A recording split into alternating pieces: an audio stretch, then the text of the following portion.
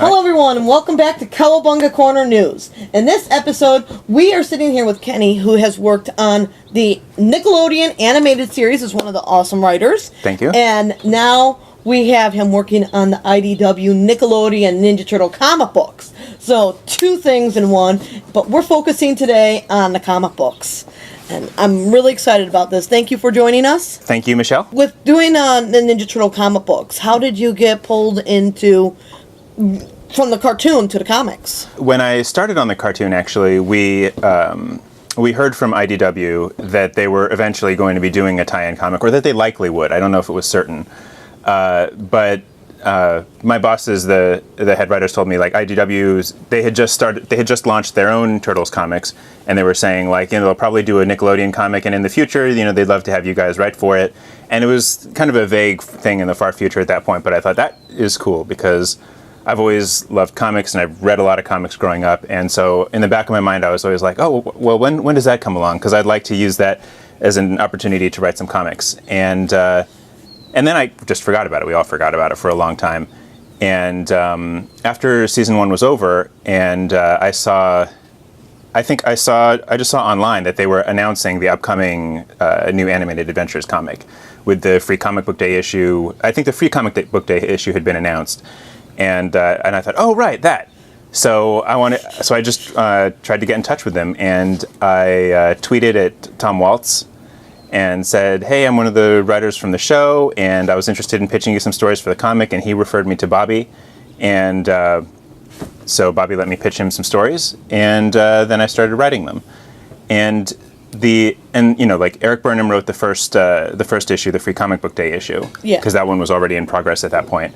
And then we were looking for a story that would be a good number 1, and they picked the Junkyard story, as you know, and then we just went from there. And I'm not the only writer on the comic. We're going to see some rotating here and there because they let different people have a crack at it. And so Eric's going to write another one coming up. The Tiptons, who work on a lot of other IDW comics, have an issue coming up, and then I'll do another one.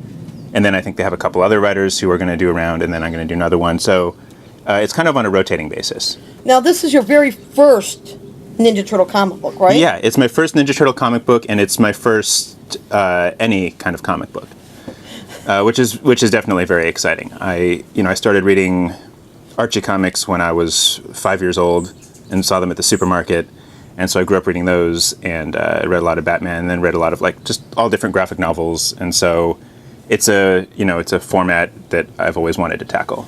Did comics help inspire you to become a writer in any way? Any favorite writers from comic books? Oh yeah, absolutely. In high school, I read a lot of Frank Miller, like Batman Year One, Dark Knight Returns.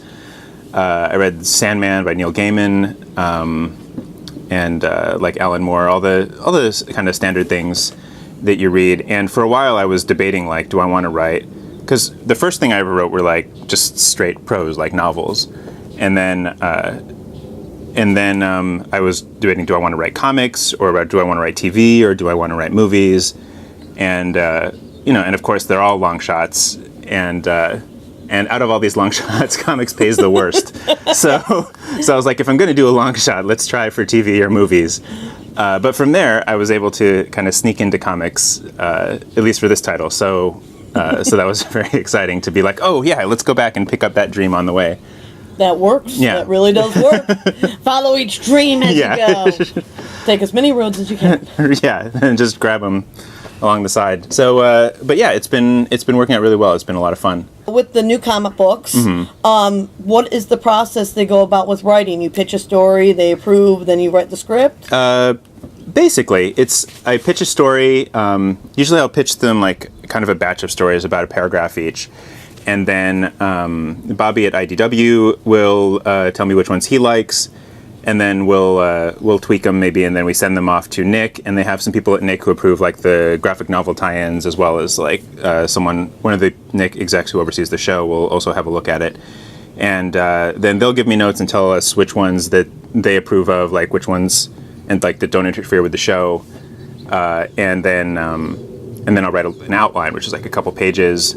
and then that goes through the same process, and then I write the script, and then that goes through the same process. Do you feel like it helped you by working on a TV show before getting into the comic? Absolutely, yeah. I mean, I think something they had trouble with early on was finding people who could nail the tone of the show, especially since I think when they were starting to take pitches, the show was like halfway through the first season. A lot of people weren't necessarily familiar with it yet, and the tone of the show, it's been described as a mix between the 2003 and the 87, where it's got like the lighthearted character comedy, but it also has some serious, darker, dramatic moments. And I think that was hard for a lot of people to wrap their heads around at first. So it's definitely valuable to them to have people who kind of grasp the tone of the show. And also, it was helpful because when I was pitching stories, I knew what the rest of the first season was going to be. So I knew what not to pitch and what the show was already doing, so I could avoid those things. And now going forward, I don't have that advantage anymore, so it's much trickier. But at the time, it was very helpful. Well, we had season 1 finished up recently, so that was awesome stuff. And the comic, is it going to progress with stories similar to the cartoon series, or are they going to try and take a different route with it eventually? We'll see. I think we're still figuring it out. I think for now, it's going to, it still goes through all the layers. It goes through Nick. I think definitely tonally, it's going to continue to echo the show. And the stories right now are going to stand alone. We're doing, one and done stories, and we want stuff that fits into the show. It doesn't contradict the show. Hopefully, at times it can fill in gaps in the show. But the comic's not going to be driving the mythology because the show is building its own thing there, and also. Those of us writing the comic don't necessarily know what's coming in the show, so we wouldn't be able to do that.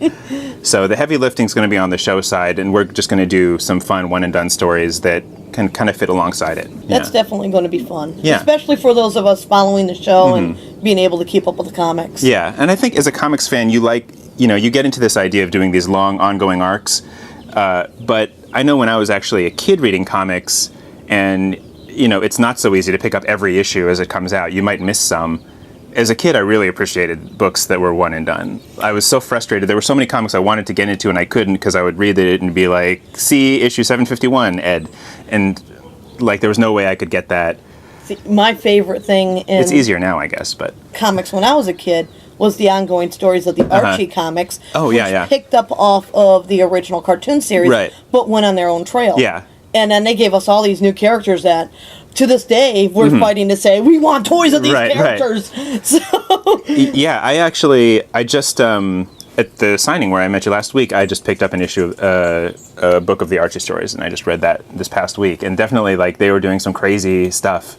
Which one did you get? I got volume 2, where that takes them from Man Ray through the intergalactic wrestling, and then Wingnut and Screw Loose. An amazing adventure ahead in there. If we get the freedom to do that, I think we're hoping to once the book is established, maybe try some bigger stories, and then if that happened in the future, I think it would be really cool. But I don't know if that's necessarily what the book is going to be. But it would be cool if it does turn into that. We'll see. With the writers and the artists, do you ever get to communicate with the artists too, back and forth, or are you just through the script? When you write a comic script, you're basically writing it to the artist and giving him or her whatever they need to bring the story to life. And so, if there's details that are important or reference shots from the show, that I'll include the note to them, here's a screen cap from TMNT Wikia that you can look at to see what the turtle sub looks like, or something like that.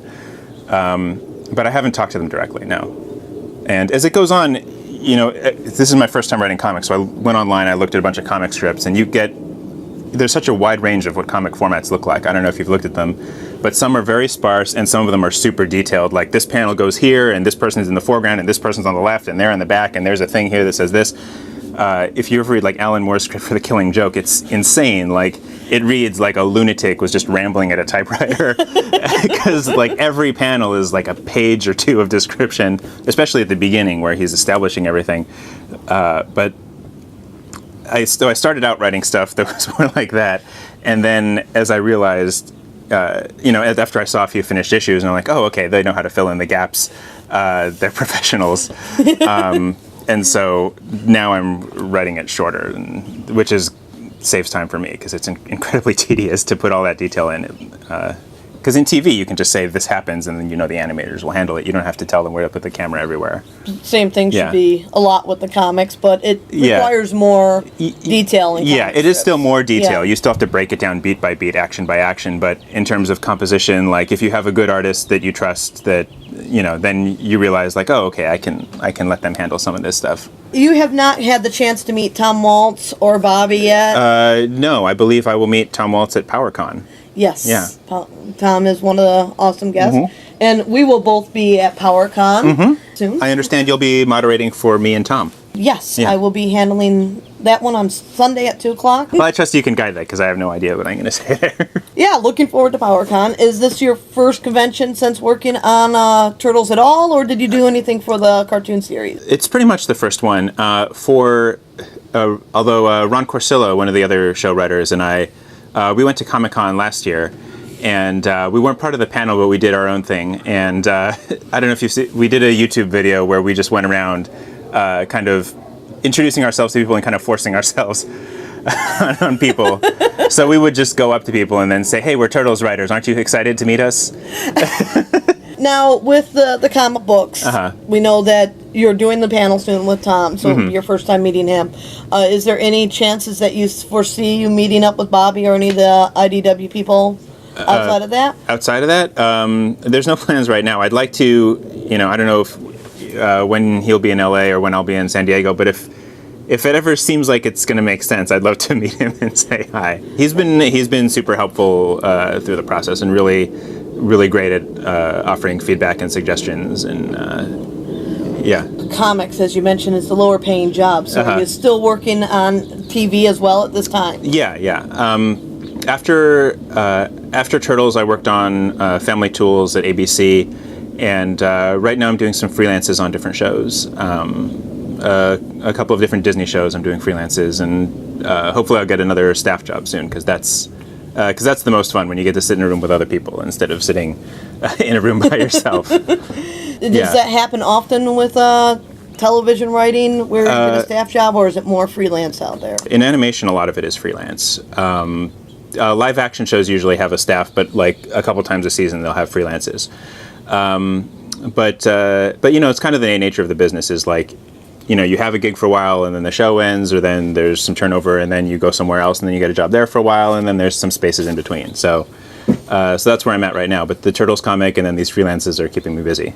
Is it feeling good to have 2 comic books in your hand that you actually wrote? It does. It's a huge thrill. And we did that signing at Collector's Paradise, which was also, again, really thrilling to be out there and to meet all the fans, to meet so many fans in person, and be signing the book that that my name is on. It's very cool. I very much enjoy flipping through it and seeing just that, any kind of experience where you grew up reading something or watching something, and then you're like, I wrote this one, and then here's someone brought it to life. And people always ask about is it cool to hear actors saying your words? And it is, but I always find that other aspects impress me more. Like in terms of live action, what impresses me is when prop masters or set builders they build something. So if you put something in a script, some crazy contraption, and then you go on set and somebody's somehow built it, I think some show that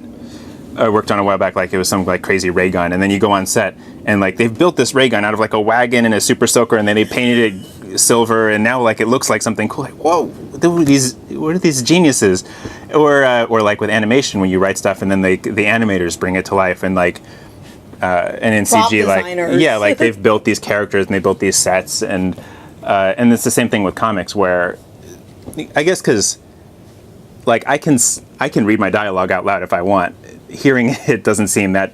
I mean, there's great actors, sure, but hearing it to me is less impressive than I can't draw like this, and then you see what an artist has done with it. That's kind of seeing what prop masters have built. It's kind of dazzling to see something that you just kind of yeah, sure, why not this? And then someone took the time and really realized it. That is always amazing to see. Yeah. Artists know how to bring things to life. Yeah. So many different forms of artists. Writing is an art in itself. Yeah. So you've been doing a fantastic job, and I know I enjoyed both of the first issues of the Nickelodeon series. Thank you. And I cannot wait to see more of it. Uh-huh. When is your next issue, do you know? My next issue is number 5, although I did contribute a little bit to number 3. It wasn't my story, but I did I did a little bit of punch-up on it. Just to Okay. help, like, get the turtle voices down and stuff. You know, like I was saying, like, in terms of, like, getting it to feel like the show. Is there anything else you'd like to say to the fans about the comic book? Well, let's see. Just, I'm glad you're enjoying it. It seems to have sold well so far. Keep on buying it. Keep on enjoying it. And I'll be happy to keep on writing it. Can you say a booyakasha for the fans? Booyakasha! Catch you guys next time. Cowabunga!